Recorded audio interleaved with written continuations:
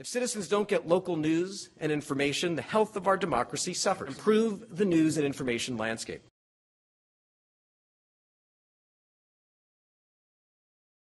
Achieving universal broadband access for all Americans. Ubiquitous broadband, wired and wireless, is an economic imperative for the United States. Ubiquitous broadband is essential not only for a healthy economy, but for a healthy democracy. There's much we have to do to achieve universal and ubiquitous broadband. Universal broadband access for all Americans.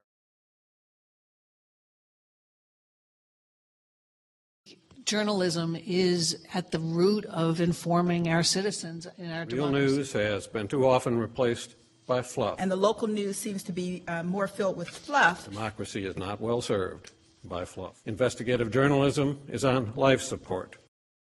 And today, the relevant communication service for all Americans is high-speed access to the Internet. If citizens don't get local news and information, the health of our democracy suffers. The disruptive impact the Internet and economic pressures have had on local news. Unfortunately, the people that have most to gain in breaking the trajectory of social isolation, poverty, and illiteracy are poor. They're seniors. They're people with disabilities. They're less educated, and they're not online.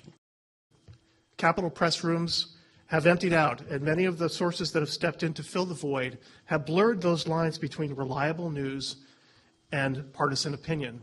More than 90% of the news on the Internet originates from those newspaper and broadcast newsrooms. Traditional media has been cut to the bone in order to deliver greater dividends to shareholders.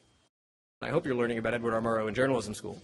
Cronkite School students now comprise the largest bureau covering the Arizona State House, and the only state bureau covering the federal government in Washington, D.C.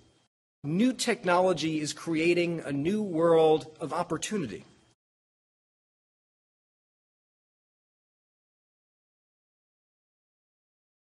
The increasing and ongoing delays in the IRS review process for new 501c3 member applications are frankly suppressing new startup journalism nonprofits and endangering our movement. The indications is that the IRS feels like the nonprofit news movement is now precedential in some way. What's happening as a result is grants are being lost, and we are unable to collect money and give the tax-free benefits that we are striving to have.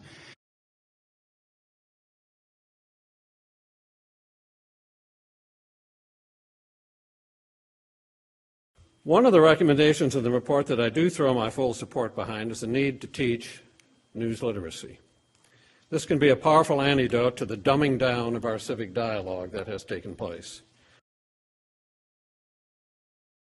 To develop an online news literacy curriculum that can be made available across the nation.